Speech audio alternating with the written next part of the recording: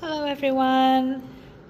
I finished it, if you know what I'm talking about. I've been working on finishing this insert that used to be a 2018 weekly diary insert, and I began revisiting it this year as a collage sketchbook.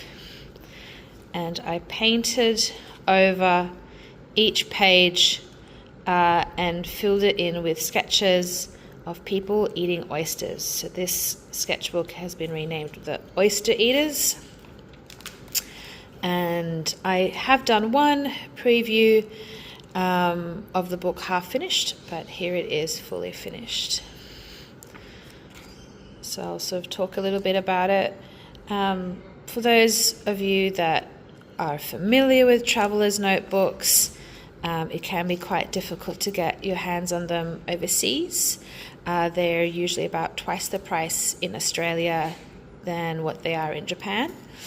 So it felt like a bit of a waste when I had this old calendar insert for it to just sort of be sitting there. And one day I had the idea, I think when I was watching a YouTube travel video of someone visiting Japan and they were eating an oyster, and I must have paused the video right at that moment, and I thought, wow, that would make a kind of a cool drawing. And so I began finding videos of people like this lady who ate 200 oysters in one sitting. Wild. And I thought it was funny enough to fill an entire sketchbook. So to do this, I collaged on some of the pages. I painted over the insert with acrylic paint and tea splatters. This one ate 70 raw oysters in one sitting. And you can still see some of my old, notes to myself coming through, but I think that just adds to it. I enjoy this kind of like junk sketchbook, junk journaling, collage looks. To draw each page, I used a variety of materials: Sharpies, color pencils, lead pencils, a purple Sharpie. This is like a black drawing pencil that gave a really nice dark black, because the lead pencil would sometimes smudge quite easy. See? Told you. And white Posca. I'll try and get rid of that smudge now. And white Posca to get the highlights. I think that helped the pieces stand out.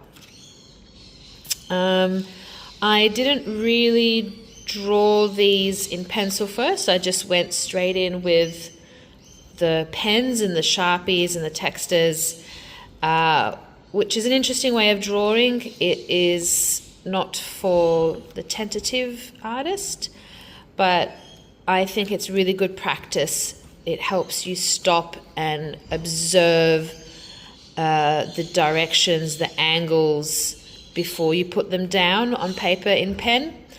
And it also helps you embrace the mistakes. If you make little mistakes, that's just all part of it, and you keep going. I think it helps you get much more confident with your drawing skills, and casual. Like if you make mistakes, it's just part of it. It's all good. Whoops. So I had a lot of fun with this insert, and I think now it feels better to have this finished with drawings like this than just an old diary insert that had like my appointments and which days I was rostered on for work and things like that. It wasn't very interesting. It's interesting because even though in Japan this insert would only be a couple of dollars, which is what it should be. It should just be a cheap little insert that you're not so precious about. But because they're so hard to get at an affordable price here, I was very nervous about just wasting it. And that's the final page. So that was, I don't know, I think I have to count how many. I should have done that before. That's all right. I'll pop it in the comments somewhere.